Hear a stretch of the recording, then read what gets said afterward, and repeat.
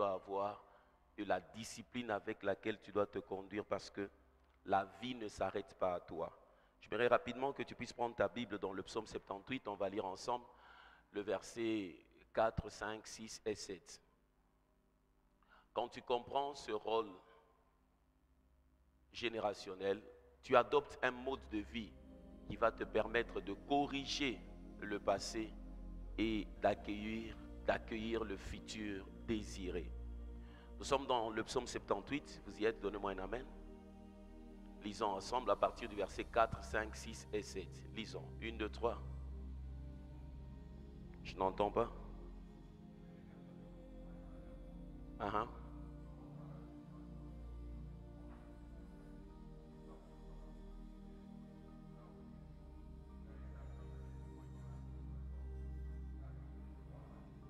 Mhm.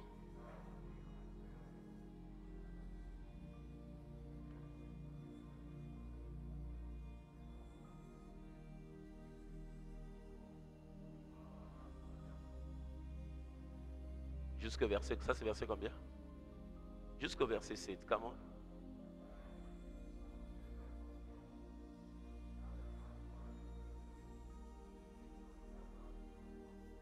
Il y a 3 conséquences. Le verset 7 dit, tout ce que vous faites là, quand vous leur parlez de la puissance, quand vous leur parlez des louanges et des prodiges que vous les parents vous avez expérimentés, la conséquence aussi c'est 3 choses. La première on dit, au verset 7 on donne les conséquences. Premièrement, ils vont mettre en Dieu leur confiance. En d'autres termes, si les parents n'expérimentent pas la louange de l'Éternel, la puissance de Dieu, et ne vivent pas ces prodiges, la foi des enfants sera menacée. Ils ne pourront pas mettre la confiance en Dieu parce que votre vie n'a pas produit d'épreuves. Et puis, qu'ils n'oubliassent pas les œuvres de Dieu. Ils ne peuvent pas oublier les œuvres de Dieu parce que leur confiance leur dira que Dieu qui a soutenu papa, c'est le même Dieu qui peut nous soutenir. Et la suite? C'est ainsi qu'ils peuvent marcher selon les prescriptions divines parce qu'ils croient que ce que Dieu a fait avec vous est vrai. C'est le cycle de la vie dans la marche avec Dieu. Quand tel que tu es assis là, tu expérimentes la puissance de Dieu, tu expérimentes les louanges de Dieu, tu expérimentes les prodiges de Dieu, automatiquement ta vie devient un héritage de foi pour tes enfants. Ils vont placer la confiance en Dieu, ils vont garder ses œuvres et puis ils vont observer ses commandements. Français courant dit quoi par rapport au verset 7? Et les enfants de leurs enfants pourront mettre leur confiance en Dieu. 1. Ils pourront mettre leur confiance en Dieu. C'est une conséquence. Ils n'oublieront pas ses exploits. Ils ne vont pas oublier ses exploits. Ils obéiront à ses commandements. Ils obéiront à ses commandements. La génération des jeunes gens que nous avons, qui n'ont pas confiance en Dieu, est liée à la faiblesse de l'expérience divine de leurs parents. Si leurs parents avaient des preuves, des témoignages, leur foi n'allait pas être menacée. Hier dans l'atelier avec les jeunes gens, j'étais en train de leur faire comprendre que beaucoup sont en train de vivre une vie de précurseur, mais ils ne comprennent pas cela. J'ai posé la question et on était au moins à 123, quelque chose pareil. 123 je pense. Les statistiques se trouvent dans le groupe WhatsApp. 100 et quelques personnes. J'ai posé la question de savoir qui d'entre vous bénéficie d'un héritage des parents. Il y en a 2 ou 3 qui ont dit eux bénéficient. Et puis, j'ai posé la question de savoir, les autres ont dit non, nous nos parents sont vivants. Ok, comme vos parents sont vivants, qui d'entre vous les parents bénéficient de ce que leur papa leur avait laissé? Une minorité minime, si je peux dire ainsi. Ça démontre que vous êtes dans une 3e génération, mais qui n'est pas le fruit de repos de travail des gens. Or, selon la Bible, plus les générations passent, plus les gens devaient travailler au repos. Donc, vous êtes de la 3e génération, mais en réalité, vous devez travailler dur pour bâtir un héritage. Et le mode de vie ne doit pas être léger. L'identité et le destin d'un homme se bâtit par rapport à la foi héritée de ses pères. Chaque échec que tu emmagasines sur ta marche, c'est une part d'incrédulité que tu transmets à tes enfants. Chaque moment d'échec, c'est une part d'incrédulité que tu transmets à tes enfants. Retenez avec moi, les plus grands héritages familiaux sont bâtis sur les valeurs. Les plus grands héritages familiaux sont bâtis sur les valeurs. Chaque parent, chaque famille doit être capable de déterminer qu'est-ce qui est important pour nous. Quand les enfants te voient lire la Bible, ils comprennent que c'est important pour toi. Quand ils te voient prier, ils comprennent que c'est important pour toi. Et il y a maintenant 2 mots pour comprendre le rôle de l'identité et du destin. Parce que hier, j'ai fait comprendre que la famille doit bâtir 3 choses. Vous vous rappelez? La première, regarde dans tes notes, la première. La famille doit comprendre le dessein de Dieu, définir l'identité familiale,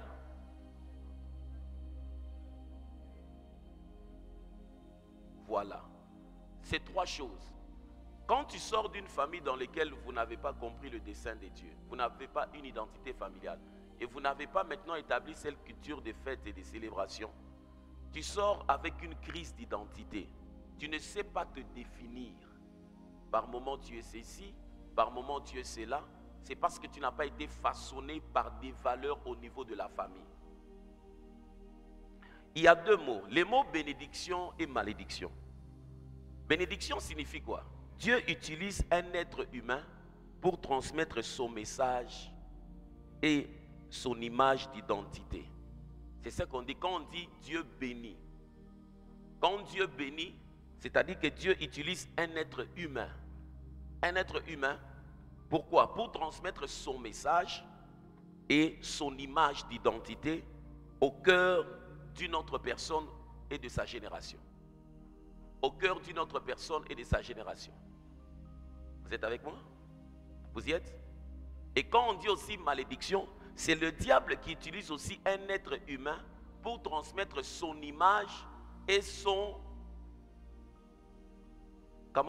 image et son message au cœur d'une personne et de sa génération. Quand Dieu bénit une famille, quand Dieu bénit un homme, c'est pour qu'au travers de cet homme, le message divin soit véhiculé et l'image de l'identité de Dieu soit véhiculée.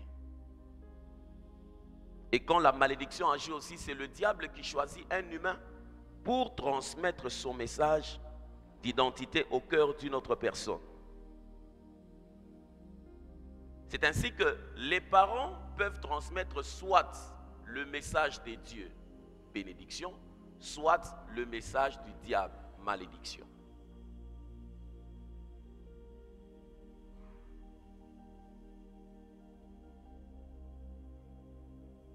Et c'est lorsque vous approfondissez maintenant la compréhension du mot barak dans la Bible, c'est que ça signifie. Quand on parle de bénir, en hébreu on parle de barak. Barak signifie s'agenouiller devant quelqu'un. Elle vient d'une posture et une attitude d'humilité, barak. Mais la connotation spirituelle, c'est laquelle? Pourquoi on insiste sur la bénédiction? La connotation spirituelle, c'est donner le pouvoir de prospérer. C'est ça la bénédiction. Donner le pouvoir de prospérer. Donner le pouvoir de prospérer. Quand quelqu'un sort d'une famille bénie, c'est-à-dire le message et l'identité de Dieu le donnent le pouvoir de prospérer. Mais quand quelqu'un sort d'une famille maudite, le message et l'identité du diable ne lui donnent pas le droit de prospérer. Le psaume 78, 5 à 7 parle de 5 générations. Quand vous lisez. En d'autres termes, quand Dieu te regarde, ta vie s'étend sur 5 générations. C'est la base. Quand Dieu te regarde, ta vie s'étend sur 5 générations. L'impact de ta vie s'étend au-delà de ton existence. 5 générations minimum. Et l'identité et le destin de l'homme sont liés. Ceux qui reçoivent la bénédiction reçoivent le pouvoir de prospérer, indépendamment des temps et des circonstances. ce pouvoir les impose sur les réalités physiques et matérielles qu'ils vivent. Et cela sort lorsque vous avez défini la première des choses, le dessein de Dieu pour la famille. Et demain, je vais revenir. Mais aujourd'hui, j'aimerais m'atteler sur l'identité et le destin. Parce que l'identité et le destin se rapportent à la bénédiction et à la malédiction, que nous soyons conscients ou non. Tu fonctionnes sur la terre en fonction de la malédiction ou de la bénédiction. En fonction du message et de l'image de Dieu, qu'on appelle bénédiction, ou bien en fonction de l'image et du message du diable qu'on appelle malédiction. Chacun de nous répond à deux questions. Chacun de nous, chaque jour, répond à deux questions. Un parent averti aide ses enfants. Quand tu regardes Jacob, quand il appelle ses enfants, il les a aidés à avoir la réponse à ces deux questions. C'est la famille qui définit l'homme. Quand le diable attaque les parents, c'est parce qu'il sait que le lendemain de la vie des enfants est conditionné par la bonne identité qu'ils auront de leur vie. Et quand ils doivent sortir d'une famille déstabilisée, ils sortent avec une mauvaise identité de sa personne. Nous répondons à ces deux questions. Qui suis-je et puis pourquoi suis-je ici? Ce sont deux questions auxquelles chaque être humain répond. Qui suis-je? C'est la première question de l'identité.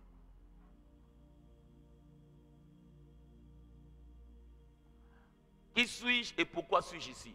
Ces questions, nous y répondons en fonction de l'image qui est au-dedans de nous. Il y a des enfants qui ont dit, nous sommes des pauvres. Parce qu'ils ont vu leur papa échouer, un souffrier. Depuis qu'ils sont nés, ils souffrent. Quand ils doivent manger, ils se battent. Quand ils doivent payer les études, ils se battent. Et ils se sont définis, ils se sont dit, nous sommes des pauvres. Nous répondons à ces questions sur la base de l'image. Et l'image vient soit de la bénédiction ou bien de la malédiction. Quand nous rentrons sur la première question, qui suis-je? Cette question concerne l'identité. Alors que tu me suis ce matin, comment tu te définis? Est-ce que votre famille t'a-t-elle aidé à te définir? Ou bien es-tu sorti comme quelqu'un qui est en train de fuir une maison embrasée par le feu? Vous savez que quand il y a le feu, personne ne cherche à sauver quelque chose. Il cherche d'abord à sauver sa vie. Il oublie toute chose. L'identité, c'est la perception qu'un individu a de lui-même. La perception que tu as de toi-même. Mais elle est influencée par tes racines. Qui sont soit influencées par la bénédiction ou soit influencées par la malédiction. J'aimerais que tu trouves pour moi le passage où Jacob appelle ses enfants. La famille définit les gens. Elle leur donne l'identité. Les gens se posent chaque jour ces deux questions. Qui suis-je? Et puis, pourquoi suis-je ici? Et la question de l'identité, c'est la perception que tu as de ta vie.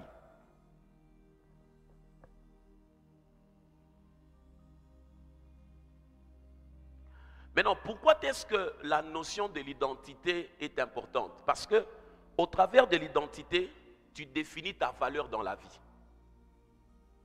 L'identité définit ta valeur dans la vie. De la valeur qu'elle a, de combien elle vaut, la valeur qu'elle a. Donc je disais que chaque personne se pose toujours deux questions. Qui suis-je et pourquoi suis-je ici? Et c'est la famille qui aide la personne à définir cela.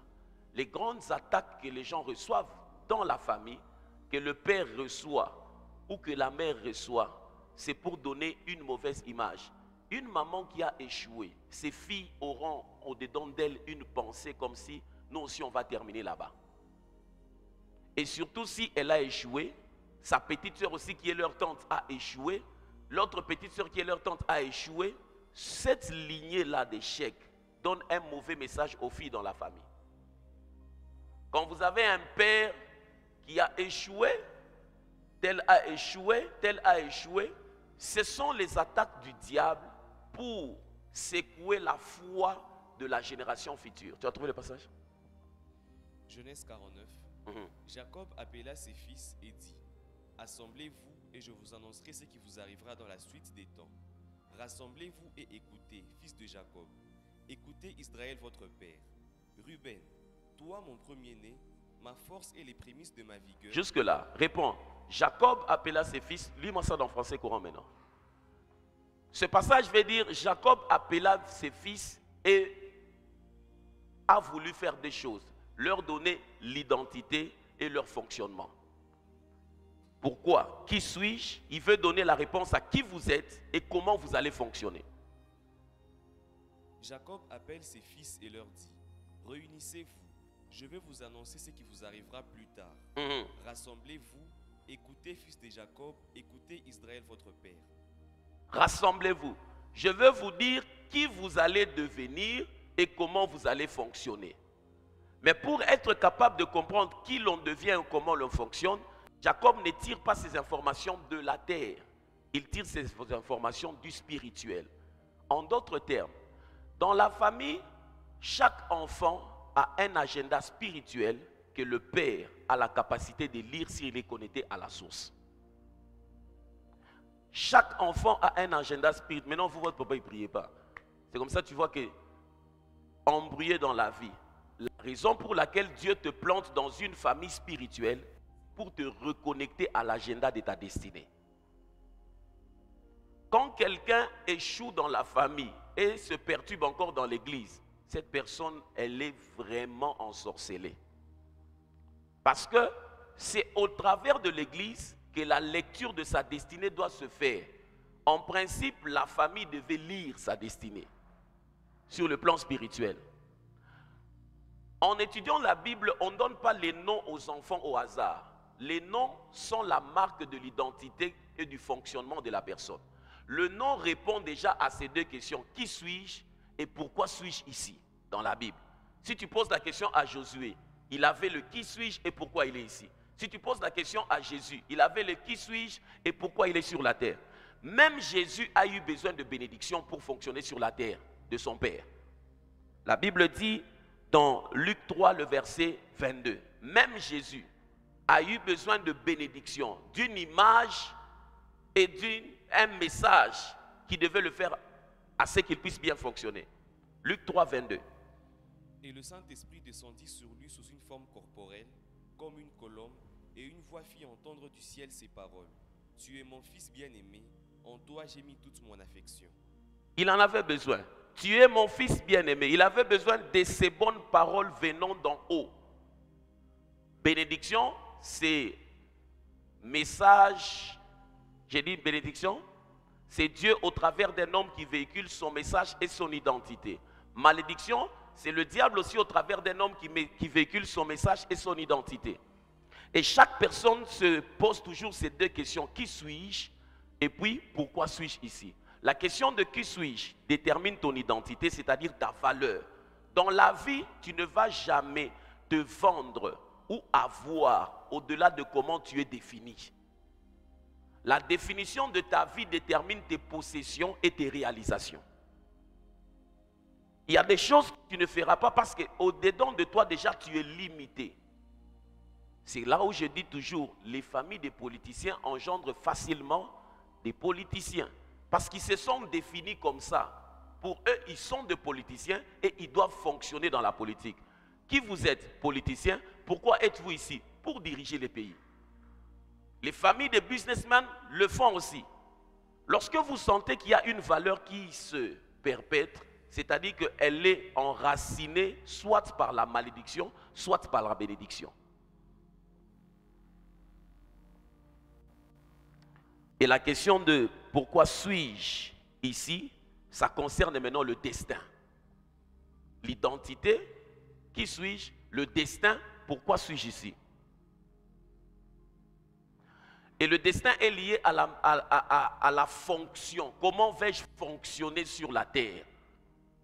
Comment vais-je fonctionner sur la terre?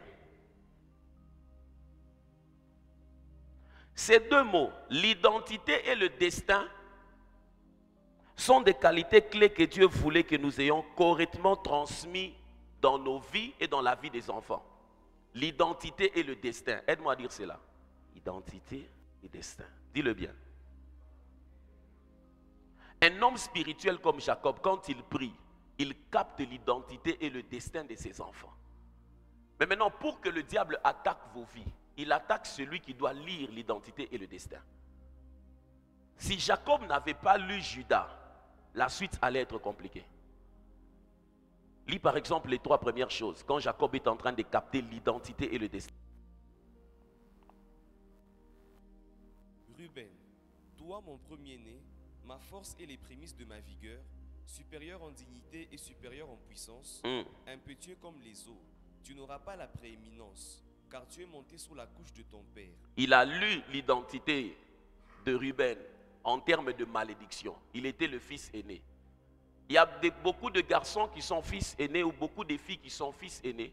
Leur comportement a fait à ce que les parents les maudissent.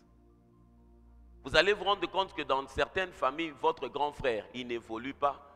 Quand vous regardez vous-même, quand vous grandissez, vous allez vous rendre compte qu'il ne s'entendait jamais avec votre papa. Et il se fait que votre papa avait prononcé des paroles de malédiction sur lui. Et sa vie le comprend jusqu'aujourd'hui. La solution, c'est quoi? Lorsqu'une autorité a prononcé des paroles, ça ne peut être qu'annulé par une autre autorité. Il faudrait qu'il puisse aller sous une autre autorité pour qu'on puisse le bénir. Et cette autorité, comme la vie de l'homme s'élit sur le plan spirituel, il faut quelqu'un qui a accès au monde spirituel pour parler sur sa vie. La suite.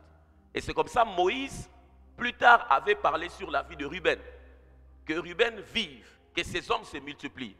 Mais quand tu regardes l'impact qu'a eu les paroles de Jacob sur la vie de Ruben, tu vois tel que tu es là, ta vie vaut déjà 5 générations, selon la Bible. Ta vie s'étend sur 5 générations. Siméon et Lévi sont frères. Leurs glaives sont des instruments de violence. Que mon âme n'entre point dans leur conciliabule, que mon esprit ne s'unisse point à leur assemblée. Car dans leur colère, ils ont tué des hommes. Et dans leur méchanceté, ils ont coupé les jarrets des taureaux.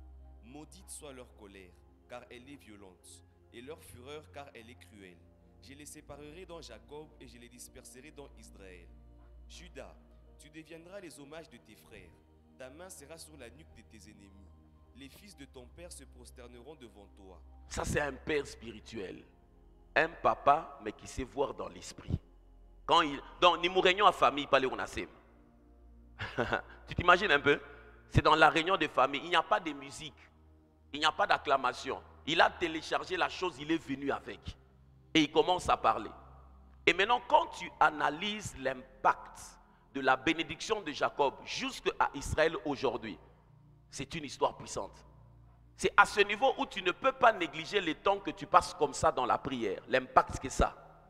Et les orientations que Dieu peut te donner pour ta vie et votre famille. Continue. Judas est un jeune lion.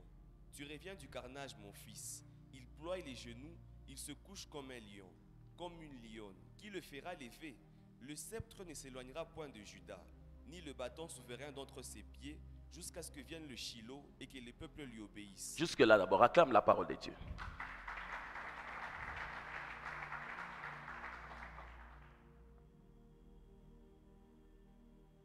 Je vous donne 2 buts de Dieu pour la famille et puis nous prions.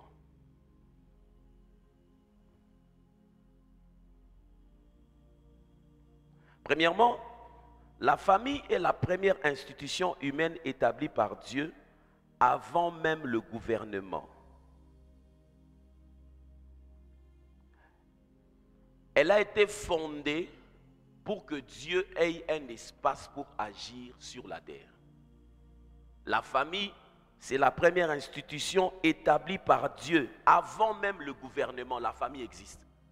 C'est ainsi que quand les gens gouvernent, ils sont influencés par ce qu'ils ont eu dans la famille. Vous me suivez?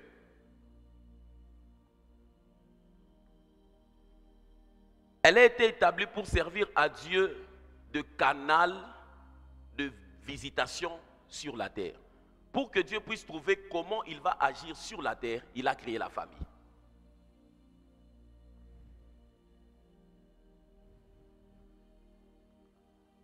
Deuxièmement, le but que Dieu poursuit avec la famille, c'est d'avoir un impact générationnel.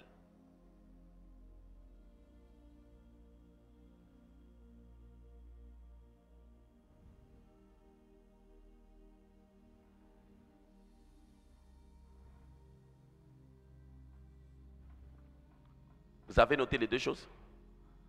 Voilà pourquoi les deux mots ici, identité et destin, sont capitales.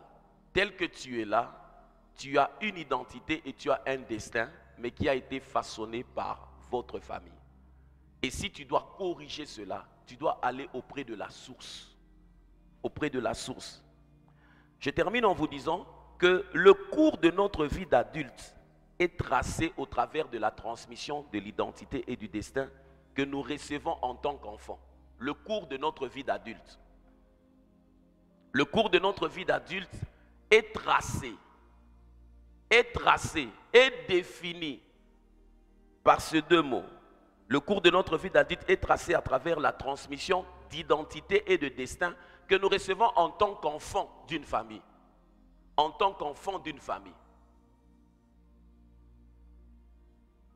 L'identité et le destin. Quand tu regardes que tes parents ne sont pas de modèle, alors ne te comporte pas de manière légère.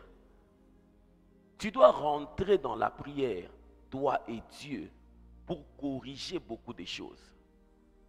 Amen. Et le passage que j'ai lu hier où Salomon était en train de prier, c'est dans 1 Roi 8, 15. Et on va prier. 1 Roi 8, 15. Et il dit, béni soit l'Éternel, le Dieu d'Israël, qui a parlé de sa bouche à David mon père, et qui accomplit par sa puissance ce qu'il avait déclaré en disant, depuis le jour où j'ai fait sortir d'Égypte mon peuple d'Israël, je n'ai point choisi de ville parmi toutes les tribus d'Israël pour qu'il fût bâti une maison où résida mon nom. Mais j'ai choisi David pour qu'il régnât sur mon peuple d'Israël. Quand tu regardes ce passage, il dit, béni soit l'Éternel, le Dieu d'Israël, qui a parlé de sa bouche à David mon père.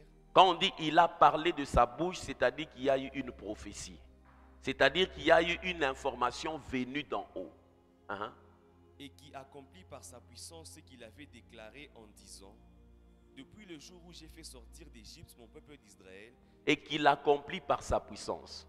Ce matin, notre prière c'est quoi?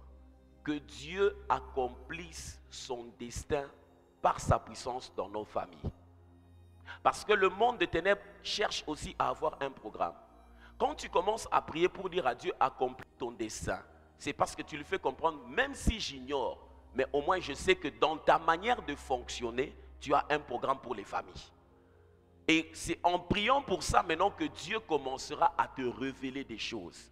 Ce n'est pas une prière à faire ici et s'arrêter. C'est une prière à continuer à faire sérieusement parce qu'il y a une écriture spirituelle sur vos vies qu'il faut lire pour vivre selon Dieu et qu'il faut refuser de vivre le programme du monde des ténèbres. Père, accomplis tes desseins par ta puissance dans ma vie et dans ma famille. Vous êtes avec moi? Tu as compris la requête? Incline-toi en prière. Tu es l'intercesseur de ta famille ce matin et prie de tout cœur. J'aimerais que quand tu pries, tu cites les noms de tes grands frères, de tes grandes sœurs, de tes petits frères. Quand tu as remarqué qu'il y a quelqu'un qui s'embrouille, tu as remarqué qu'il y a quelqu'un qui est perturbé, prie avec moi.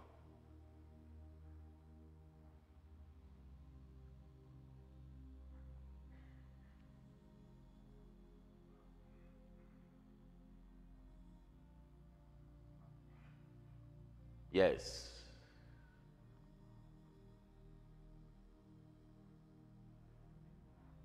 Il y a des choses qui ne demandent pas, c'est que quelqu'un puisse te pousser. Toi-même, quand tu regardes le contexte,